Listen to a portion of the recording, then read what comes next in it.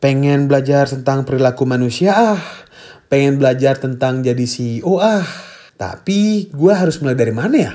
Nah, kadang begini kan yang terjadi. Pengen belajar sebuah ilmu tapi bingung mulai dari mana. Dan harus gimana aja biar mempelajari hal baru itu bisa benar-benar efektif. Kadang kita belajar sesuatu itu nggak dari awal. Belajarnya sepotong-potong kayak dari YouTube, TikTok, dan lain-lain. Karena memang udah banyak kan orang share sebuah ilmu di platform tersebut. Tapi yang mungkin kita nggak tahu tuh, itu tuh seharusnya udah di tahap mana sih? Dari benar-benar awal atau enggak sih itu tuh?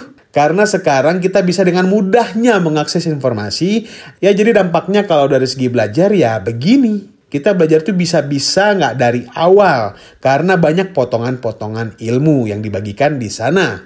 Kalau diibaratkan kita tuh baca buku tuh nggak dari halaman 1. Kita langsung baca judul, terus langsung baca halaman 30. Ya, jadi ya gitu. Bingung kan akhirnya basicnya gimana sih? Kok gue bingung ya liatnya? Sering kan gitu? Nah, buat yang ngalamin begitu, apa aja sih hal yang bisa dilakukan biar kita tuh belajarnya lebih efektif? Yang pertama, usahakan bener-bener belajar dari awal. Kalau belajar apa ya misalnya?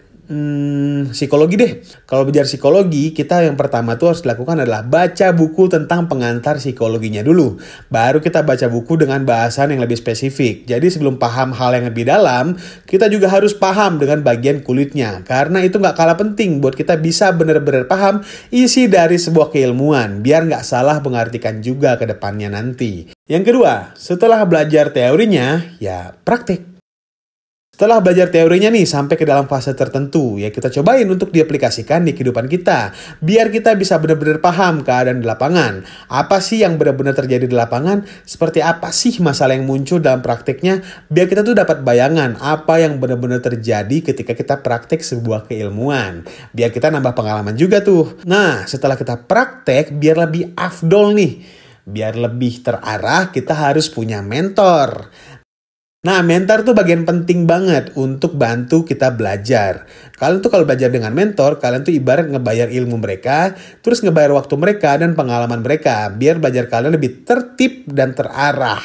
Jadi nggak lompat-lompat tuh, karena biasanya seorang mentor bakal ngajarin kita dari bener-bener dasar. Nah, buat kalian yang butuh mentor untuk sebuah keilmuan, kita di Skill Sekolah Academy juga ada website yang menyediakan banyak mentor untuk berbagai bidang keilmuan. Mulai dari bisnis, leadership, public speaking, sampai pembahasan tentang self-love juga ada. Kalian bisa cek di website Skill School ya, linknya ada di deskripsi. Dan terakhir, setelah punya mentor, kalian juga harus tetap evaluasi.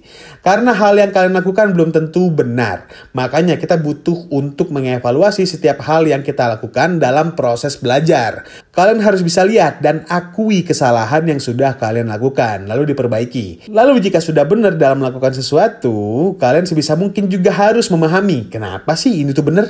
Jadi bukan salahnya doang yang kalian cari tuh sebabnya. Bagian benernya juga, kalian juga harus cari tahu tuh sebabnya kenapa. Nah, buat kalian yang sudah nonton videonya sampai sini, terima kasih ya. Jangan lupa like konten ini, komen juga kalau kalian punya pertanyaan, dan jangan lupa subscribe channel Skill School Academy ya.